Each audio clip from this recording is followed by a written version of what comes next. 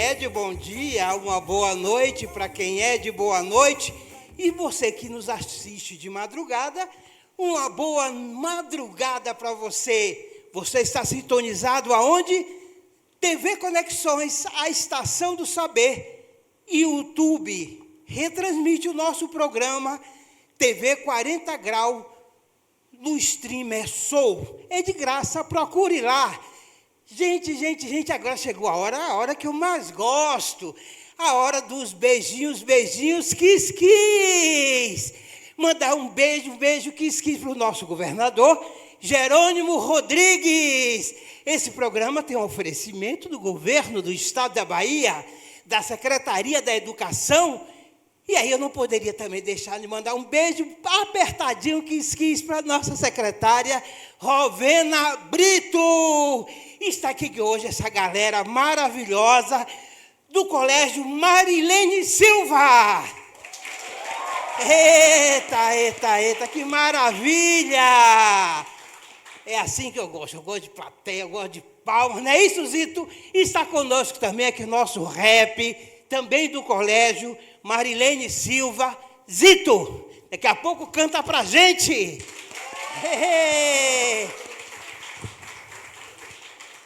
E o tema de hoje é o segundo episódio de Aprendendo a Lidar com Gente.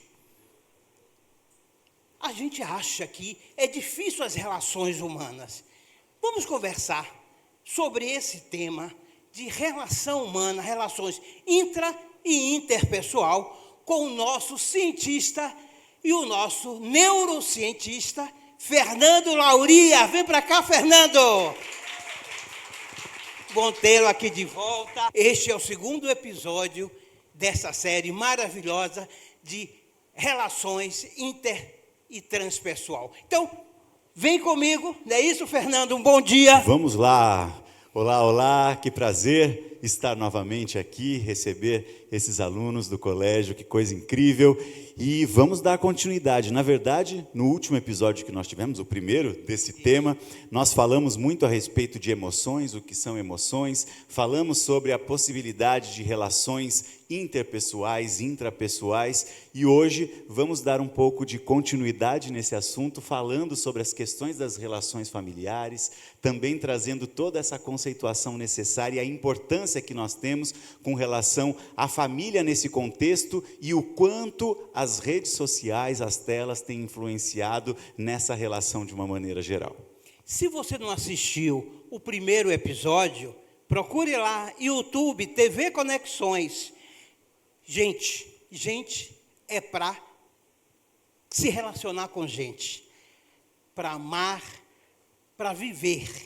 Então, cuidar de gente também é parte das relações humanas, né, Fernando? Cuidar faz a gente se sentir útil. Nós precisamos ter um sentido para a nossa existência. E a nossa existência, ela é verdadeira quando nós cuidamos do outro. Quando nós nos relacionamos com o outro, isso nos faz sentir vivos. Agora, ser cuidado faz a gente se sentir amado. É bom se sentir amado, Fernando? É a melhor coisa do mundo, não é? E aí, a partir do momento, e já discutimos isso no episódio passado, que a partir do momento que nos sentimos amados, também estamos preparados para que possamos amar, para que possamos cuidar, e aí vem toda a sensação de se sentir útil também e de gratidão por essa utilidade que nós despendemos e direcionamos para o outro. A primeira célula que nós conhecemos ao nascer é a família, mas nem sempre as relações são amistosas, tem conflitos nessa relação. Então vamos conversar um pouquinho sobre essas relações familiares, como lidar com elas. Isso que é o mais importante, claro. Lidar com inteligência emocional. É sempre bom, você que está nos assistindo aí, relembrar o que é a inteligência emocional. Perfeito. No episódio passado, nós conversamos exatamente sobre isso. Quando falamos em inteligência emocional, estamos falando da possibilidade que nós temos de unir razão e emoção. Então, através da razão, nós temos condição de controlar as nossas emoções e nos mantermos harmônicos, equilibrados com relação às nossas emoções.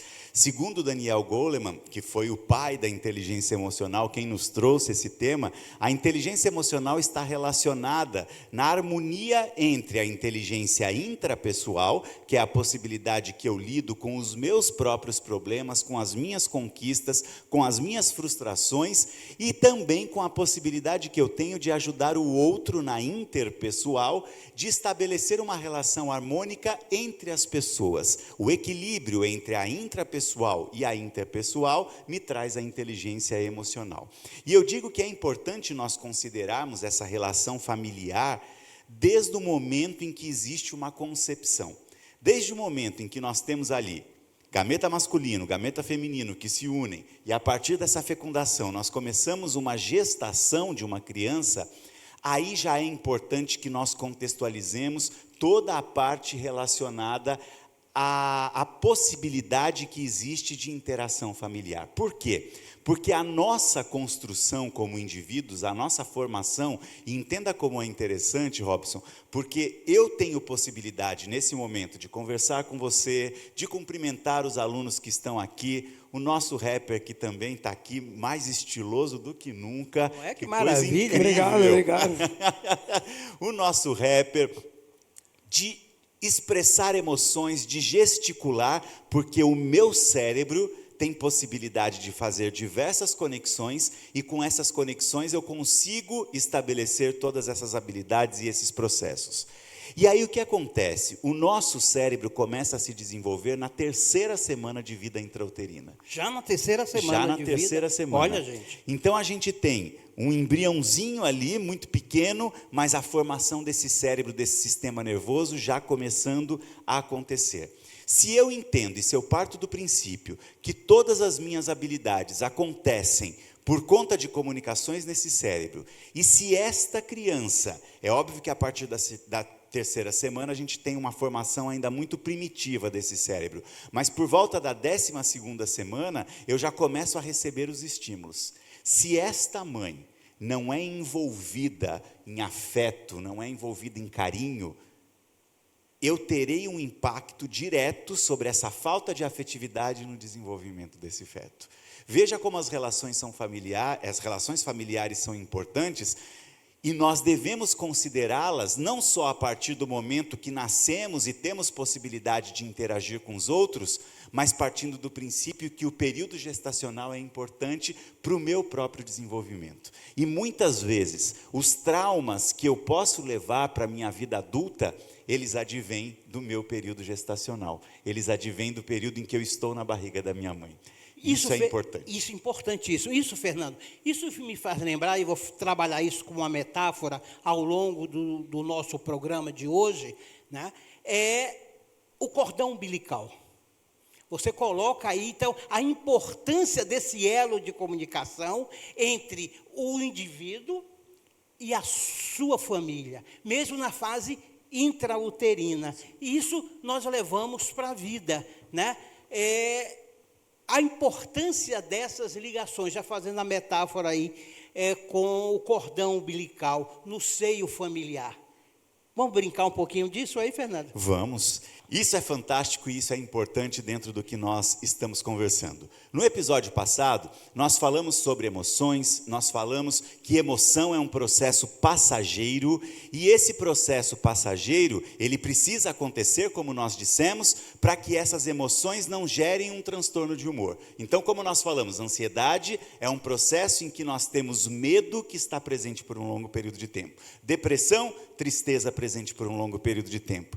E olha essa questão do cordão umbilical, como é importante, eu ainda vou trazer, enquanto nós estamos ligados a esse cordão umbilical, e depois a gente vem de uma forma metafórica, depois que nascemos. Mas o que acontece na barriga da mãe, quando esta mãe, por exemplo, está passando por depressão e ansiedade? Existe, nesses processos de depressão e ansiedade, a liberação de um hormônio que se chama cortisol. O cortisol é um hormônio essencial, inclusive para que a gente tenha equilíbrio entre o acordar e o dormir. Porém, quando nós estamos passando por ansiedade e depressão, a liberação de cortisol é em excesso. Cortisol em excesso, ele inibe, diminui as conexões em uma parte do nosso cérebro que se chama hipocampo. O hipocampo é o que faz com que a gente aprenda. E também diminui conexões em outra parte do nosso cérebro, que é o córtex pré-frontal. O córtex pré-frontal é responsável pela questão de sociabilização, pela questão de relação entre culpa e empatia, a relação de causa e efeito e também das funções executivas. Quando esta mãe está com cortisol em excesso, esse cortisol passa para o feto que está em pleno desenvolvimento e afeta o desenvolvimento cerebral dessa criança. Isso pode impactar, inclusive, no desenvolvimento cognitivo dessa criança, na possibilidade de aprendizagem que essa criança tem. Agora, um outro ponto, e inclusive na hora do intervalo eu vou até pegar, porque conversando com você me veio um texto muito interessante que eu tenho ali no camarim, eu vou pegar e trazer na hora do intervalo, para que nós possamos finalizar com ele, que fala justamente sobre essa possibilidade de equilíbrio, e isso é importante, com relação ao cordão umbilical no pós-parto, depois que nós nascemos. Porque a gente percebe que muitas vezes nós filhos, e temos que ter um elo com os nossos pais, porque é a partir desse núcleo familiar mais próximo que nós vamos nos construindo, recebendo estímulos para que a gente possa se tornar o que é. E os pais também têm esse vínculo mais grande, mas nós precisamos entender que, como filhos, precisamos desenvolver autonomia, porque uma hora não teremos mais os nossos pais. E os pais também precisam entender que é necessário romper esse cordão umbilical em determinado momento, porque criamos os filhos para o mundo. E esses filhos precisam voar. Então, esse consentimento e esse entendimento a respeito dessa ruptura de cordão umbilical, não necessariamente na hora do parto, mas durante a vida, quando vamos nos tornando mais independentes, isso é fundamental e necessário para que todos nós possamos trilhar os nossos voos e os nossos caminhos. Nós estudamos, vocês estudaram em química, como se faz uma sinapse, né? Ou seja, também nas emoções, no amor, se dá através dessa sinapse. Quando nós nascemos, não temos mais o cordão umbilical físico, mas esse elo com a família é muito importante, né? Então, eu queria lhe perguntar, Fernando, os conflitos nos ajudam a crescer e amadurecer, mas eles têm um limite nesse campo do aprendizado. Quando que esses conflitos exagerados ou demasiados prejudicam essas relações familiares, essa relação do conhecer, essas relações intra e transpessoal? Perfeito. O conflito, como você falou, é algo que acontece. Eu convivo com você, em alguns momentos eu posso discordar daquilo que você traz, você pode discordar do que eu trago, e é normal. Isso faz parte das relações humanas. Nós temos, entre aspas, alguns conflitos, algumas divergências com relação ao que nós pensamos. O que não pode e o que precisa levantar um sinal de alerta quando nós falamos em conflitos é justamente quando essa situação de conflito começa a gerar estresse. Porque o estresse é uma condição que também, como eu falei na ansiedade e na depressão, pode levar a um aumento da liberação de cortisol. E aí, quando nós vemos que esse estresse leva a esse aumento de liberação de cortisol, nós começamos a ter diversos efeitos no nosso corpo e no nosso cérebro que são prejudiciais para o nosso dia a dia. E mais do que isso, esse estresse ele pode começar a levar a uma condição ligada à agressividade moral e agressividade física. E aí é um ponto muito preocupante, porque quando esse conflito parte para uma questão em que nós começamos a afetar o psicológico e automaticamente começamos também a manifestar uma agressão física, é algo que nós devemos, antes de que isso aconteça, na verdade, nós devemos começar a pensar para que não cheguemos a esse ponto. Mas quando chega-se a esse ponto, e nós vemos muitos relatos diariamente de situações como essas, é algo que realmente nos traz prejuízos muito significativos, físicos, mentais, e que isso a gente acaba levando para a vida toda. Fernando, eu quero lhe perguntar o seguinte: esses conflitos, quando chega à beira ali da violência, e a violência, gente, ela não é só a agressão de um tapa, a agressão física, a agressão verbal em atitudes também é tão violenta quanto o tapa. Quando que nós começamos a perceber que nós temos que usar o equilíbrio entre a razão e a emoção, quando temos que ser inteligentes emocionais para não deixar entrar nesse campo da violência.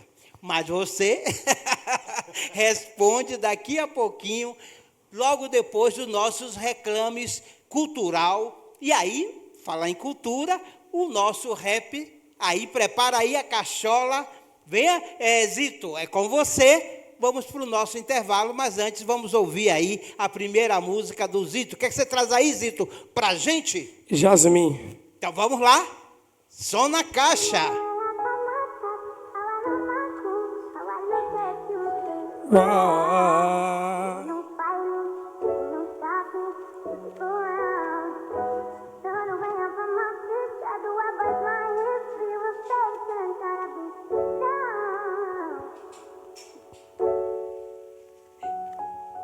Belo jardim, tu és minha rosa favorita. Sonho acordado pensando em nós. Eu nunca canso de te chamar de linda. Sinta essa brisa, me ama, me chama de vida. Eu nunca conheci alguém tão lindo e especial como você, meu bem, não, não. A flor mais linda do jardim, brilhando te chamo de Jasmine. Eu nunca conheci alguém tão lindo e especial como você, meu bem, não, não. A flor mais linda do jardim, brilhando te chamo de Jasmine. Trouxe de volta a paz, como você nunca vi nada igual.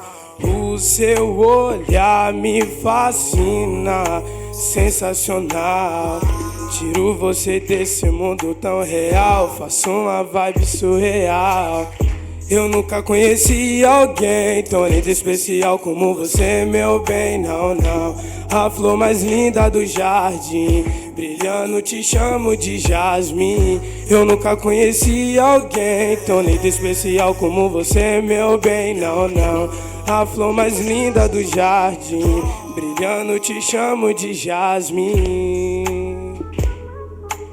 Uau, uau.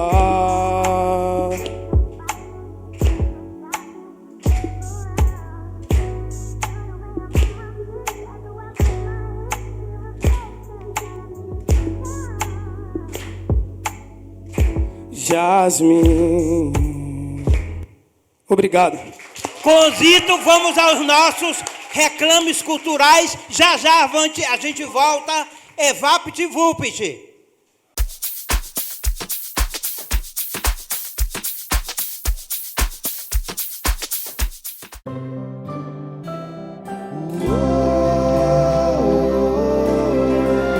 Quem abre portas e caminhos chega junto com você. Quem cuida com todo carinho pra fazer todo mundo crescer. Quem respeita as diferenças, suas raízes, suas crenças. Dá futuro pra semente, sua terra, sua gente. Quem é parceiro e se importa com você. Quem joga duro pra fazer a Bahia avançar. Quem chega junto ao seu lado segue em frente. É governo presente, é futuro pra gente. Quem chega junto pra Bahia ir em frente. É governo presente, é futuro pra gente. Bahia, governo presente, futuro pra gente.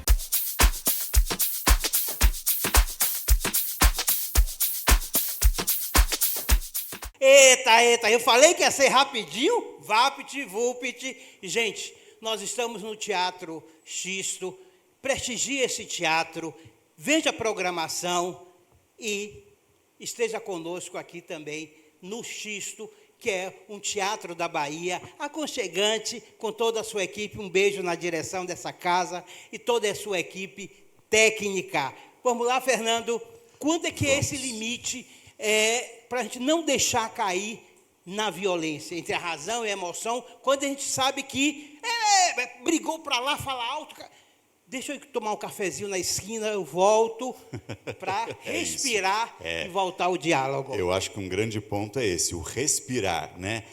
Primeiro aspecto que eu acho que a gente precisa lembrar dentro do que nós falamos no primeiro episódio, que a gente tem necessidade de reconhecer as nossas emoções. E esse não é um processo fácil, não estou falando que seja fácil, mas é necessário para que a partir desse reconhecimento das emoções, eu possa ter controle sobre elas. Então o aspecto e o ponto principal é esse. Se eu tenho controle, eu não chego no processo de violência. Mas a gente sabe que algumas pessoas acabam extrapolando. E como que eu sei qual é esse limite? Todos nós temos o nosso espaço. A partir do momento que eu começo a invadir o espaço do outro, eu já entro num processo em que eu tenho necessidade de começar a racionalizar e a controlar, sobretudo, os meus impulsos. Então, essa percepção com relação ao que delimita, e ainda que nós sejamos marido e mulher, ou que sejamos marido e marido, não tem problema. Colegas de escola, colegas de escola, de trabalho, seja o que for, nós, na sociedade como um todo, eu estou andando na rua e nunca tive contato com a pessoa com a qual eu encontrei ali. Ele tem o espaço dele e eu também tenho o meu espaço que eu tenho que respeitar. A partir do momento que eu começo a invadir esse espaço, aí entramos numa linha tênue que isso pode começar a gerar ciúmes, a gerar um ciúmes, que eu digo um ciúmes doentio, e isso pode nos levar à questão voltada para a violência, que é algo muito importante de nós discutirmos, e em que, inclusive, quando houver violência, temos que denunciar. A denúncia é importante nesse sentido. É importante. Denuncie sempre qualquer tipo de violência, física, sexual, moral, denuncie. Você disse que tinha um poema.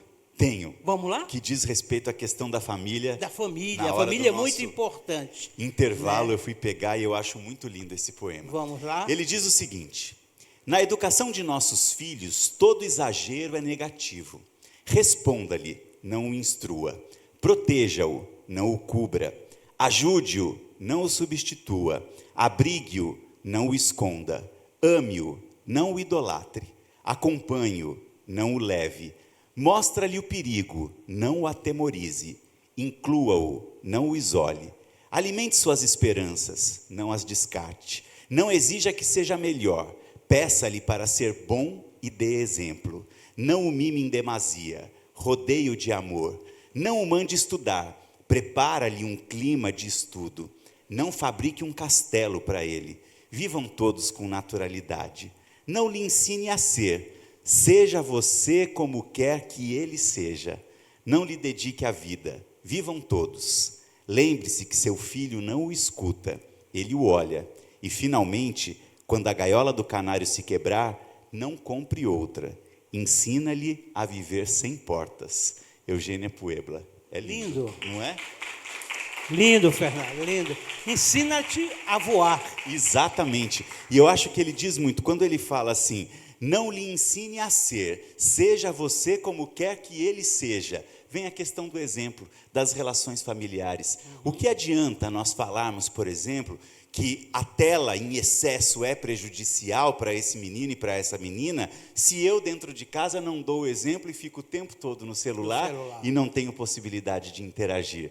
E aí no final vem a questão do cordão umbilical. Quando essa gaiola quebrar-se, não compre outra. Ensina-lhe a viver sem asas, porque esse é o objetivo. Por mais que nós mantenhamos esse elo, essa ligação emocional, afetiva, amorosa, e temos que manter, é preciso, na verdade, que todos nós tenhamos a nossa autonomia e voemos para a vida, né? Cecília Meirelles já dizia, gente, eu só existo no diálogo. O que a gente pode interpretar dessa fala da Cecília, grande escritora, poetisa brasileira? Fantástica. Eu acho que esse é o grande caminho e o grande segredo para a harmonia. Quando nós temos uma comunicação que é assertiva, uma comunicação, sobretudo, que é uma comunicação, e hoje em dia tem se usado muito esse termo, e tem se inclusive propagado muito a questão da comunicação não violenta. Sim. Então, quando nós temos possibilidade de utilizarmos uma comunicação, de lançarmos mão do diálogo, eu acho o diálogo a coisa mais linda que existe. Apesar de ser difícil também, porque muitas vezes no diálogo a gente entra na questão das contradições. Então, durante o diálogo que nós possamos ter, que aqui a gente possa ter, vão existir pontos divergentes que nós não concordaremos, mas que são importantes e necessários, inclusive para que eu tenha um outro ponto de vista. Eu digo que no diálogo a gente aprende. O diálogo, ele é uma troca. É uma possibilidade que eu tenho de passar a você considerações e questões que dizem respeito a mim e vice-versa. Você também me trazer considerações que dizem respeito às suas experiências, às suas vivências, à sua vida, e que inclusive eu posso incorporar na minha vida. O diálogo transforma, né? Transforma. E eu acho que o diálogo é o grande ponto para que nós não cheguemos, sobretudo, na questão da violência. Porque quando nós falamos e estabelecemos o diálogo, nós temos condição realmente de colocarmos aqueles pontos que estão incomodando, e a partir desse momento nós temos condições de entrarmos em um consenso. Lauria, Então, Lauria, você pode voltar o início dessa resposta, por favor? Pelo amor de Deus, me faça uma coisa dessa. Eu e o Robson, a gente está aqui num diálogo profundo e reflexivo. A mesa travou aqui, eu fiquei sem câmera. Você está de sacanagem, hein, Madison? O que foi o diálogo, começo vamos desse voltar. Outra coisa, vocês podem começar a interagir um pouco mais com as câmeras também, tá? Tá. Tudo bem. Lauria, essa câmera aqui, que está ajeitada, ela está focada em você. Então, se você quiser interagir com a câmera, pode interagir Vou com ter que ele, olhar tá? para o Jai toda hora. É. Dar uma piscadinha. Ele vai gostar, ele vai gostar. Vamos. O diálogo transforma. Vou pegar daqui e a gente recomeça aí. Tá. Gente vê. Tinha ficado tão bom esse diálogo. Não, o Cecília já foi. Não gravou nada do diálogo? Trouxe do fundo da minha alma o diálogo. Gravamos, só que teve uma parte que a mesa travou e eu fiquei Tá. sem câmera. Vamos lá. Vamos lá. O diálogo transforma, né, Fernando? Sem dúvida. Eu digo que o grande caminho, inclusive, para que nós não tenhamos possibilidade de chegar às vias de fato com relação à agressão, à violência, se estabelece através do diálogo. A comunicação, e hoje em dia nós temos trazido de uma forma muito significativa e abordado esse tema muito grandemente com relação à comunicação não violenta, ela nos permite, ela possibilita com que nós enxerguemos, e o diálogo traz isso de uma forma muito intensa. Quando nós percebemos que estamos ultrapassando o limite do outro, isso possibilita, isso permite com que nós consigamos realmente externalizar pontos que, porventura, em você estejam incomodando, em mim estejam incomodando, e nós possamos entrar num consenso diante disso que eu falo para você. É nesse contexto e nesse sentido que eu trago o diálogo como algo transformador, como você falou, porque o diálogo realmente ele permite com que eu passe para você pontos de vistas que eu tenho, com que você me passe experiências, com que você me passe vivências, e a partir desta troca nós podemos crescer em conjunto. Então, quando se estabelece um diálogo, e sobretudo um diálogo frutífero, um diálogo positivo, nós temos condição realmente de aprendermos muito um com os outros, de estabelecermos limites que são limites saudáveis para a nossa relação, e a partir daí promovermos um equilíbrio nessas relações. O diálogo, o tete a tete, o face a face, olhar cara a cara e dizer verdades desnuda. Desconcerta. Quando é que nós podemos, ou que competências ou habilidades nós temos que ter para, mesmo que depois, na hora que botar a cabecinha ali no travesseiro e dizer, minha mãe tinha razão, meu Sim. pai tinha razão, meu irmão, minha professora, eu preciso pensar sobre isso, mas depois do intervalo. Aí, gente, você está na TV Conexões. A sua TV, a TV do saber. TV Conexões YouTube ou no streamer 40 graus no Soul. É de graça, procure lá, Soul TV, e procure a TV 40 graus e sintonize este canal. Governo do Estado da Bahia, Secretaria da Educação, nós estamos aonde? No Teatro Sisto. Nós temos o rap, a música diz muito, né, Zito? Não é, Fernando? Com certeza. Nesse tocante, o rap tem música maravilhosa que dialogam com a sociedade, com os grupos. Então vamos lá, Zito? Vamos lá. Som na caixa, maestro.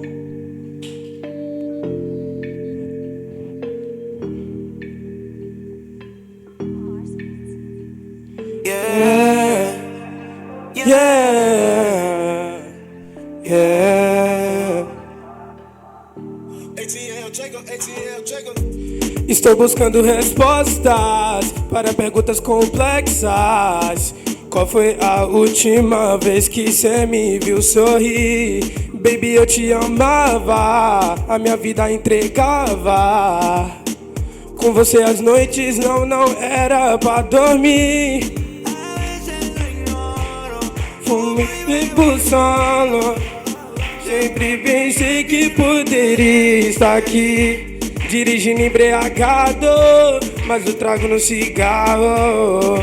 Nem nas lembranças ficou o nosso fim de mim e eu de ti.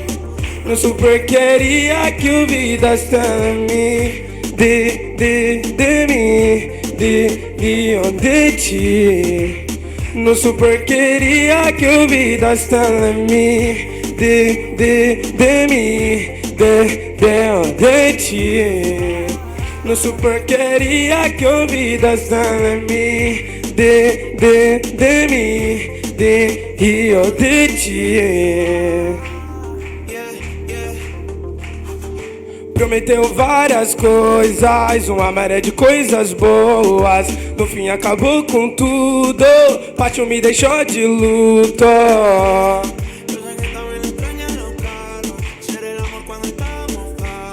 Yeah. E no fundo cê nunca me amou, mano, Evas dentro do carro. Minha parte eu fiz, eu me entreguei, eu não escondo de ninguém. Estou buscando respostas. Quando foi a última vez que cê me viu sorrir? Baby, eu te amava, a minha vida entregava. Não super queria que o vida está em mim de mim de ti. Não super queria que o vida está em mim de mim e eu de ti. Não super queria que o vida está em mim de mim e eu de ti. Não super queria que o vida está em mim de mim y yo de ti. No supe qué día te olvidaste de mí. Yeah. Zito. Eita! Aplausos! Governo do Estado da Bahia, governo que cuida de gente. Já já a gente volta.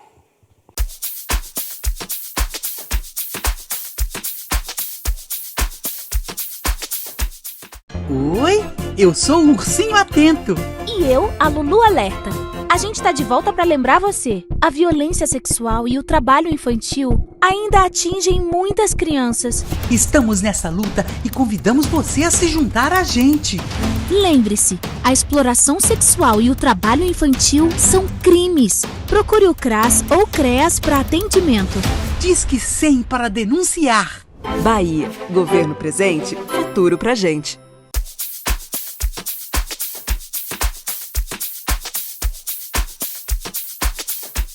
Voltamos, eu disse que ia ser, ó, VaptVupt, Governo do Estado da Bahia, Secretaria da Educação, que cuida de gente. Zito, vem para cá, tem uma novidade para vocês. Porreta, Porreta da minha época, viu, Fernando? Você gosta de reality show? Gosto. Música? Amo. Então vem aí o primeiro reality show da educação baiana. O maior reality show. 2.000 inscritos, você já, a partir de 1º de junho, pode se inscrever na sua escola até a final de dezembro na Fonte Nova. É o Face se transformando no Conecta Voz. Então, Zito, você vai participar do Conecta. Então, vem, faça como o Zito. Já se inscreva no Conecta. O primeiro reality show da educação pública da Bahia, das escolas públicas da Bahia. Então, vem. Se conecta. Se você não for, só você não vai. Maravilhoso. Fernando, muito bom. Voltamos aqui ao nosso diálogo. Vamos lá. Aqui da família. Quando eu estou me relacionando, ou na família, mas vamos para o seio da escola. Esses conflitos também acontecem nas escolas. Sem dúvida. Quando a gente diz assim, eu não quero mais falar com você. O mãe, o pai, ou eu com vocês aí, com os coleguinha, né? Esse travar dificulta as relações humanas. Claro. Essa flexibilidade é importante. A possibilidade que nós temos de receber informações e, a partir daí, usarmos essas informações em diferentes perspectivas é o que permite com que a gente estabeleça um relacionamento humano, uma interação humana, de uma forma mais saudável. E eu sempre digo, a escola acaba sendo uma extensão do lar. Não adianta a gente querer dissociar escola e família. Esse é um papel que eu acho muito importante, porque, na verdade, muitas vezes, as atitudes, o comportamento que o aluno tem dentro da escola é reflexo daquilo que ele vivencia em casa. Então, esta interação entre escola e família é importante. E aí eu não falo só da escola entrar em contato com a família, mas da família também conhecer o cotidiano escolar. Quando nós temos possibilidade de fazer essa integração entre escola e família, nós podemos entender condições que estejam afetando o comportamento desse aluno dentro da sala de aula e, ao mesmo tempo, contribuir para que haja um entendimento daquele núcleo familiar e, consequentemente, uma harmonia maior entre esses dois elos que são extremamente importantes. Escola e família, eu não dissocio, de maneira alguma, até para que haja uma aprendizagem que seja efetiva, integral, a gente precisa dessa união entre esses dois elementos. Então, tem gente que fica varando a noite nas redes sociais. Eita, só teclando no WhatsApp, né? Namorando, teclando com colega, trocando fofoca. Quem não já fez isso? Varou a noite aí teclando, hein? Todo mundo balançando a cabeça aí, ó. Sim. Fernando, quando é que nós temos que reconhecer que as redes sociais atrapalham essas relações humanas? Tem um limite de dizer, chega, eu preciso me relacionar com o outro, mas presencialmente. Como é que a gente, na sociedade moderna hoje, onde as redes sociais, elas são efetivamente dominantes, como é que a gente larga o celular e vai dizer, vocês moram na mesma casa que eu, para prazer em conhecer. Sim, eu acho que tudo vem de rotina. Sim. A gente precisa estabelecer rotina, Robson. A ciência tem nos mostrado que o uso excessivo de telas tem nos prejudicado, não só com relação à possibilidade que nós temos de relações interpessoais, mas também com relação à dificuldade e a prejuízo ligado às conexões cerebrais.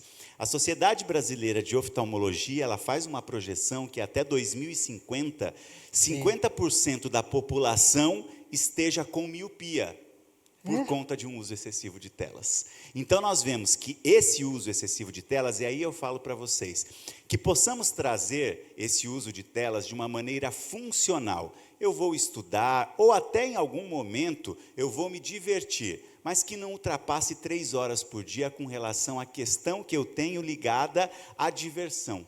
com o uso de telas. Que eu distribua essas 3 horas ao longo do meu dia, isso eu como adulto. Quanto mais novo nós somos, menor a necessidade e menor a intenção que nós temos com relação ao uso de telas tem que ser dessa maneira, mas que eu distribua isso ao longo do dia e que eu estabeleça essa possibilidade de interação. Nós, seres humanos, como nós dissemos no episódio passado, somos seres extremamente sociáveis e precisamos, para que nos tornemos humanos, nos relacionarmos com humanos. Então, só um exemplo simples. A tela, quando eu ponho ela, eu fico aqui no tablet, no celular, desse jeito. Eu não amplio a minha visão para uma visão periférica.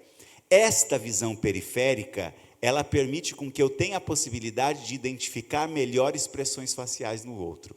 Então, eu vou saber quando você está triste, eu vou saber quando você está alegre e assim por diante. O excesso de telas está nos tornando cada vez menos sensível com relação ao que o outro está sentindo. Está fazendo com que cada vez menos eu tenha empatia. E, sobretudo, antes do sono, temos que deixar de usar o celular 2 horas antes de dormirmos. Porque essa luz do celular influencia na qualidade do meu sono. Viu aí, gente? E sono de baixa qualidade significa menos aprendizagem. Gente, estamos caminhando aqui para o nosso final. Mas eu queria antes lhe fazer uma pergunta, Fernando, no sentido de percepção do cuidado. Às vezes, nessa relação com o outro, nós dizemos coisas que ofendem ou falamos de forma equivocada. Aí você depois se arrepende. Poxa, eu não queria ter dito isso. Ou eu não queria ter dito isso dessa forma. Como é que fica isso? Que cuidado a gente tem que ter com o outro? Essa foi a pergunta deixada antes de nós iniciarmos esse bloco. O Tico e o Teco estão trabalhando aqui. Habilidades e competências relacionadas a esse controle com relação ao que falar. Isso. Nós, naturalmente, e aí vem da questão das habilidades, nascemos com essa habilidade de nos comunicar. Mas o que nos torna competentes e possibilita com que nós tenhamos condição de estabelecer uma comunicação que seja uma comunicação afetiva, que seja uma comunicação não violenta, é justamente a vivência que nós temos com relação a diversos estímulos que nos são passados relacionados a essa comunicação. Se eu vivo num ambiente que é um ambiente comunicativo e que traz essa violência nessa comunicação, a tendência é que eu também acabe tendo uma comunicação mais violenta. Mas onde vem esse limiar e onde eu devo prestar atenção? Mais uma vez, voltando à autoanálise. Poxa, eu gostaria, e aí é que eu sempre falo, entra a empatia. Eu gostaria de receber essa resposta que eu estou dando para o Robson, por exemplo.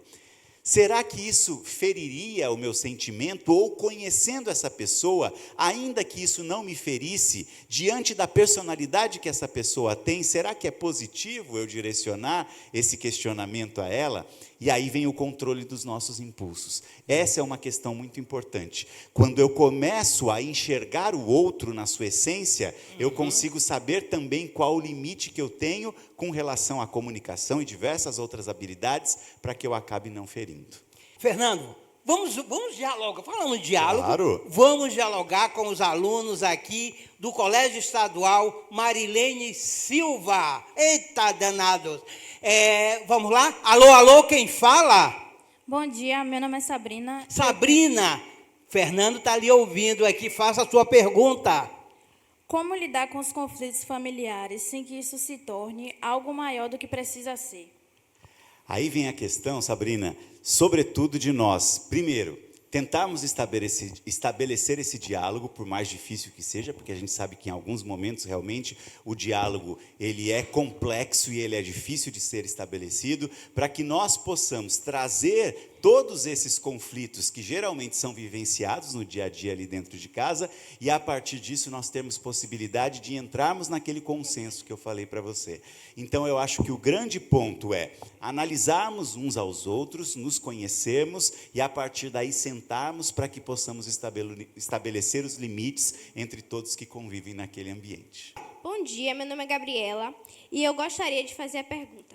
Qual dica você pode dar para que possamos proteger a nossa autoestima do cenário influenciador que encontramos na internet?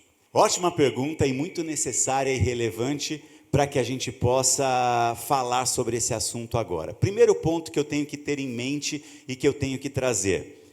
O que é postado nas redes sociais é só o que é de interesse, geralmente o que é bonito, o que é fácil de ser feito, o que é alcançável e muitas vezes não representa a vida real que aquelas pessoas vivenciam.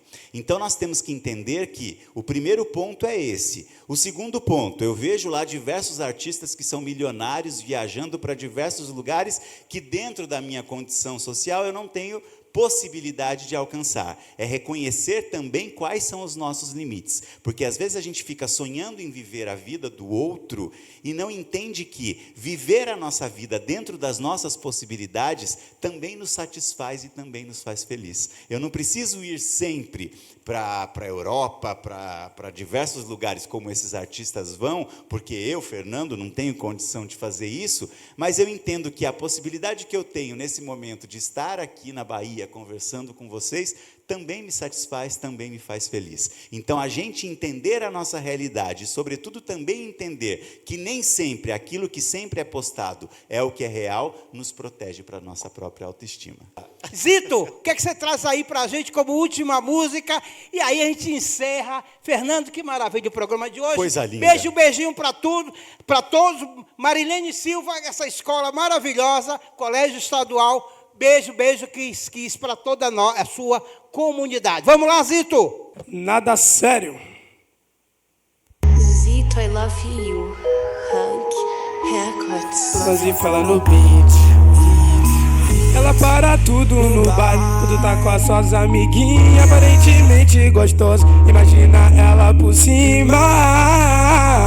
E você é demais, fuga na mamãe e no pai. Eu não vou aguentar mais você passando, me carando, olho a olho, tete a tete. Isso é um fato confirmado, novinha.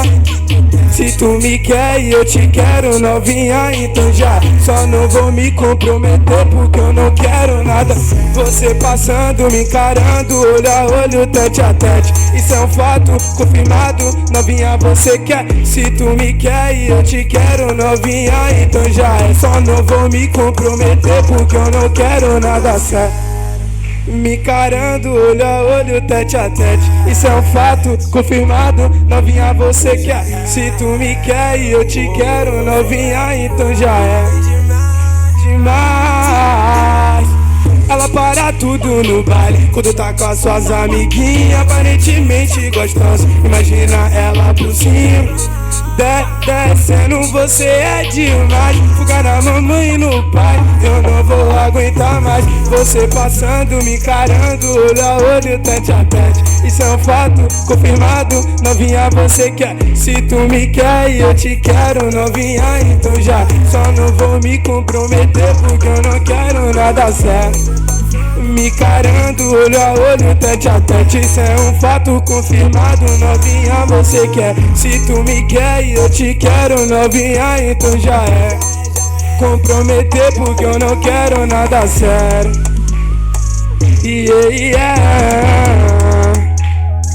Porque eu não quero nada sério. Até mais e até o próximo programa. Beijo, kiss. Beijos.